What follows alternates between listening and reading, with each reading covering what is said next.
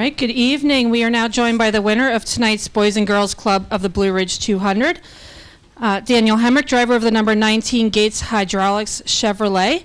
We will go straight to questions for our race winner. If you have any questions, please raise your hand. We will get a wireless microphone to you.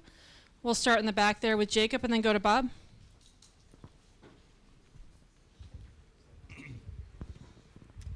Jacob Zeilman, Raceface Digital. Daniel, two for you. First, you made about as little contact to get to the lead as anybody all night long. I think those of us expected that because of your driving style through the years, but were you nervous that there was going to be contact coming back to you in those final 4 laps? Honestly, not really. I mean, obviously, I've also seen kind of the end of these races as a spectator. I sat I'm about 10 rows up in the grandstands last fall and watched the end of this thing, so I want to be everything except for that. Obviously, as the intensity is ramping up, but guys were kind of taking care of themselves, you know, so it came down to, honestly, if I wanted anybody in front of me there or behind me, it was a teammate. You know, I felt like Tyler knew that he was starting to struggle on entry, and I had an advantage on entry and roll in the middle, and try to give him the biggest, try to be his biggest fan in that moment, but also know we're racing for a win. And hey, sweetheart, you leaving? It's past her bedtime. She's like, go home. I love you. As the story goes, I know. So I tried to just bide my time behind him, but also didn't want anybody with fresh tires to get to us. I thought, you know, once I had an opportunity, he'd left the bottom. I just had to make sure that I did take advantage of it, but I thought I had enough of an advantage of a truck at that point, though, to do it cleanly. And I knew our trucks are very similar as far as parts and pieces, and I knew how vulnerable my truck was in certain situations. And when he did get off the bottom a little bit, that was my opportunity. So, yeah, just I thought it's funny you asked that question as you were asking that. I was thinking back to series director Seth there talking about getting some respect within the series, and hopefully we proved that we can do it the right way. Obviously, everything that led up to that last start probably wasn't real pretty from my vantage point, but at least when they show back the replay of the finish of this thing, hopefully it shows clean racing. You're a short track guy. What does a Martinsville grandfather clock going home mean to you, not just as a trophy in and of itself, but because this is your first NASCAR win period since the championship? You know, for me, like I said, a short track guy, it's funny. I think back to 2013, getting my first truck start here, and everybody just says, oh, man, he's a short track guy. You know, he's going to love this place. I honestly didn't dislike any other racetrack more than this place. It really just chewed me up, spit me out. Could never find what I wanted here, really within every series. And I got to give my old crew chief, Dave Rogers, there at JGR in 2021, a lot of credit, because we sat down preseason of 2021. And he's like, hey, I'm going to need you to help pick me up at this place, and this place. And he asked me, he's like, what's a weak link for you, a weak track, you know, and I just ultimately just said, man, Martinsville, I have no idea what I want there. Like, I can't find what I'm looking for. He made a point to me to say the first call or text I'm going to get after the race is me calling Dave saying how much I now enjoy Martinsville, and that's the first thing I did. He gave me what I wanted, gave me an idea of what I needed to feel here, and I've really enjoyed being here at this place ever since. So, yeah, super thankful to finally, you know, get that experience in 2021 here. I feel like every time I've come back here, I've known what I wanted. And listen, when you're jumping in the truck, the same chassis that's won the last 2 races here, there's not a whole lot of excuses. We weren't quite as good as they were probably the last 2 races, but we found the way, and that's what good race teams do, strong race teams do, and I'm just proud to be a part of it. We'll go to Bob and then Matt. Bob Hockers, Fox Sports. I have a couple. The first, over the last 50 laps, how much did you think you had a decent shot at winning, and was any of you just like, there goes another one?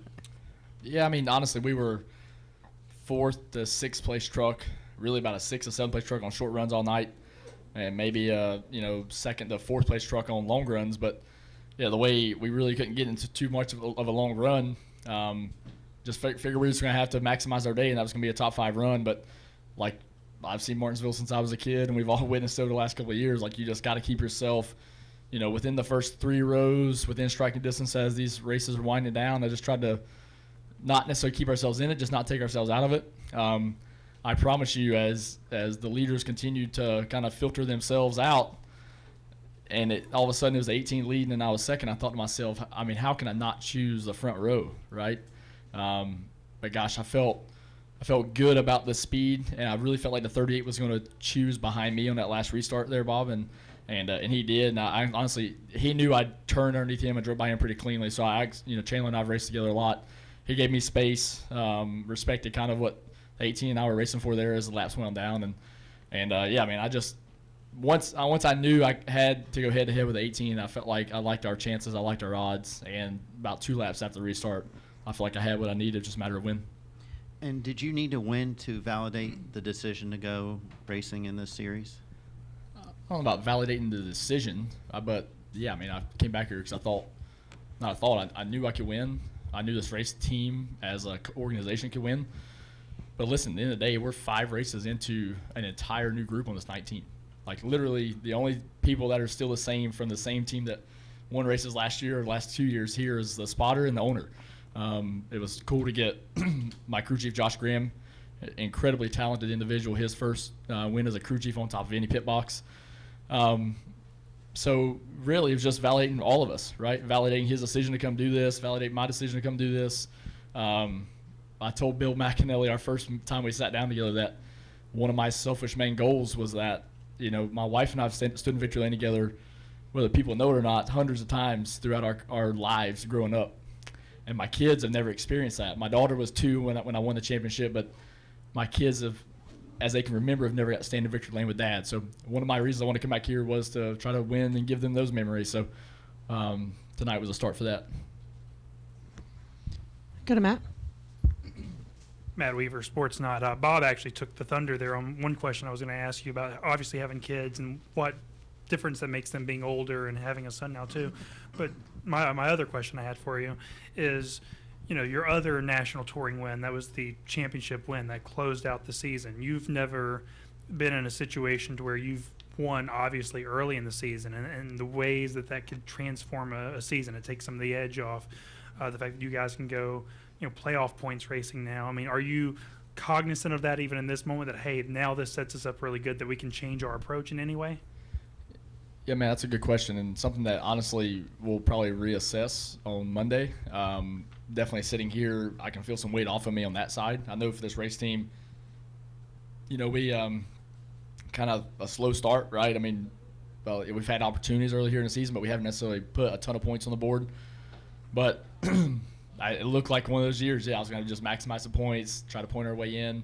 If opportunity arose as the weeks progressed to win, then we tried to capitalize on it. But I figured it would, honestly, the way we started the season would be a couple of weeks removed. But then as soon as we got through Homestead, I felt like some stuff clicked with me and the team in general, how we operated, how we prepped, how we executed. And then take that momentum of a top 5 run, just our first solid day together, and truly come to a place that they're, batting 1,000 here the last 2 trips, winning all stages in the races here.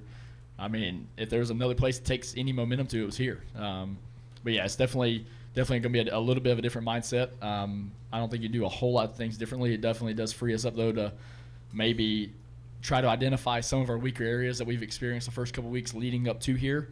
Be a little more aggressive on venturing down those avenues, understanding maybe what I do want a little different than what the notebook is, because it's not like they're trying to just figure me out. I mean, Josh Graham as a crew chief is trying to understand the trucks. He's trying to understand the wind tunnel data just as I am. We're all heavily invested and working day in and day out to build this program up. So, yeah, if nothing else, it lets us attack all angles a little differently now. Trey Lyle, frontstretch.com. Daniel, first, the backflip. How confident were you? That was reckless. How confident were you? I know last week you weren't sure if you could do it, but how confident were you when you got in the car if you were going to do it or not? I didn't know, but I felt a lot of energy from the crowd, and I'm as guilty as anybody of feeding off that stuff. So it's like, why not? I blow a knee out here landing. I mean, it'll be okay. I've raced with them before that way, but no. So a lot of people don't know. I've had multiple knee surgeries, so it's not like there is some risk to me doing it. I've actually thought about not doing it, but like I said, I was fortunate to do a lot of those growing up through the ranks, and those times haven't been very often, right, in the NASCAR ranks. So I was going to take advantage of it. Literally just about maybe not even 2 weeks ago, my wife in our backyard playing with our kids asked me that question. She's like, hey, I haven't asked you, like, you think you can still do that? I said, I don't know. I'm sitting here on nice, fluffy, 4-inch tall fescue grass. Let me try it. So I just did one right on the ground. So I can do it flat-footed standing there. And I was like, all right, I think I'm still in position to do it. However, I said it was reckless because when I got on top of the roof, I was way up in the air. I may owe Bill McNally a roof. It looked like it caved the roof in when I jumped. So all great problems to have. How about that? And then a lot of drivers congratulated you post-race. What type of the amount of respect you get amongst the garage, both, I know Blaney was there too as well, so even outside the truck garage, what does that mean to you about like the journey you've been through and the fact that you get this moment and a lot of people are there to offer their congratulations? Yeah, I mean, obviously I haven't seen any of that stuff, but yeah, Blaney came out to the front stretch and super special, man, to have, if nothing else, right, no matter when this journey ends, I think when it's all said and done, I think you guys on this side of it, on y'all side, would feel the same, like, to have the respect from your peers when all the dust settles, like, I think that's all you can ask for, right, that means you did something right. You made somebody feel something along the way, and for me, I've always said that I felt like, there's a lot of storylines of who's got sponsorship, who doesn't, who's got these reasons or those reasons why they make it or don't make it. And at the end of the day, I've always said that people behind the scenes know. Like, the ones who know. And I'm looking at many faces in here that have seen my journey through and through. I've talked with Matt here down in Pensacola, Florida, after not sleeping for 2 or 3 days, working on super late models. And I feel like I'm the exact same person I was then. At least I hope I am. And I think that resonates. And I respect so many of those guys at the cup level because many of them have been the exact same way. And they've been true people, believers in me, and it's cool to see those guys continue to have success. I don't know why exactly my journey in life has led me to this particular situation, but I've had some incredible people, by the good Lord put in my life that have continued to, give me opportunities, and I feel like when you get the respect for your peers, it just makes you feel like it's gratifying to know somewhere along the way you've made somebody feel something. I come up front here to Lee. I'm sorry, my voice is so bad. I lost it yesterday. It's awful. You talked about people coming to victory lane, but the fact that Anram came after you knocked him out of the lead, what does that say about the relationship that you've already built there with him? Because I thought it was a pretty classy act on his part. It truly was, and he is a class act. I mean, I didn't realize I'm guilty of this, right? Whenever you race in a particular series, like I'm so immersed in that. Like, I mean, you watch the other series, but you're not truly in it. I didn't realize how much of a veteran Tyler is. I mean, he's been in truck series a long time, and I've leaned on him heavily throughout this process of how these trucks trend and how you prep for events. And him and I have had our own closed-door meetings of where we feel like we're strong, where we feel like we're not as an organization. So he's helping continue to build this program forward as I'm trying to do as well. So it was really cool that it turned out to be him and I there battling it out. The biggest thing I wanted to make sure there on that last restart, too, with Tyler was to make sure that I didn't hit him in a spot that was going to bring other people into the mix. I wanted us both to have nice, clean 2 or 3 laps to separate. So if it came down to it, we both still could salvage really good days. And the worst thing that could have happened in that situation was neither one of us ended up winning the race, right, for our team owner and our partners. So it meant a lot. It's funny. He came to victory lane, and he thought I said, "Are you upset?" And I actually was saying, "Did you end up second?" I couldn't because he couldn't hear me. But no, it was cool. And I'll see if he still takes me up on my he's supposed to road bike with me on next Tuesday. He bailed on me last week, so hopefully he'll come join me this week. He'll probably wear me out. Go back to Matt. Sorry, one more. This is on, I can't tell or not. Okay. Yeah, I got you. Sorry. As a guy that's, for the most part, throughout his career, you've always won. You've won races, you've won championships. When you go to the Cup Series and it doesn't turn out on either stint the way that you particularly would have wanted to, and then I imagine part of this decision coming back here is just wanting to be in the position to win races, compete for a championship again. One, is that low as it looks like from the outside, not being competitive for you, or is just it's all part of the journey and it's always, as you always say, heads down, fin up? Yeah, it's definitely part of the journey. I would say if you take all the other noise out of it, does anybody want to go compete at the highest level with their team, get on a plane 8 weeks a year, give or take, to go execute at your highest level, and that sometimes equals a 25th place result? No, that's not fun. So that side of it, yes, is low. But I found inner peace last year, and really even before that, but definitely last year. Like, you get a couple late race restarts, you run ninth at Dover, right? I mean, you run ninth at a Cup race at Dover, right? And one of the toughest racetracks. Like, some of my heroes ran top 10 there as I grew up, right? Like, watching guys run top 10 there in Cup races. So to me, it just solidified the fact that I could do it, right? And I didn't need anything else more than that. Like, I told McAnally in one of our very first conversations when we talked about possibly doing this together, I told him straight up that I will and have always desired to win on a Sunday. That will never leave me, but my season of life has led me to this situation, and I'm perfectly content. I always thought I only loved racing, and what I've identified over the last couple of years, it's not the racing. It's truly just competing. And I was losing that joy because I wasn't getting to compete for race wins. I love the inner battle with myself and that process of competing with myself, but still not having that chance to experience those things as a family, the things I touched on earlier. This opportunity, this season of life led me to this moment. So, yeah, I'm in a really good place because of all that stuff. Do we have any final questions for Daniel? I'll go back to Jacob to wrap it up.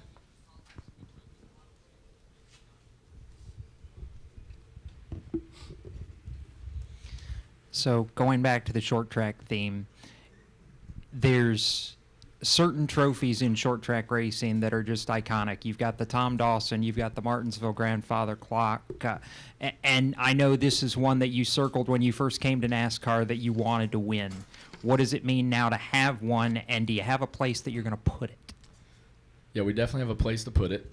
I said back in 2021, I feel like we let two of them get away on the Xfinity side. So, yeah, there's one place. There's multiple places for them in the house. Yeah, my gosh, it is a special, special win. And just honestly, as much as the clock is going to be super cool, like, I hope somebody got a photo of me and my kids on the front stretch like that.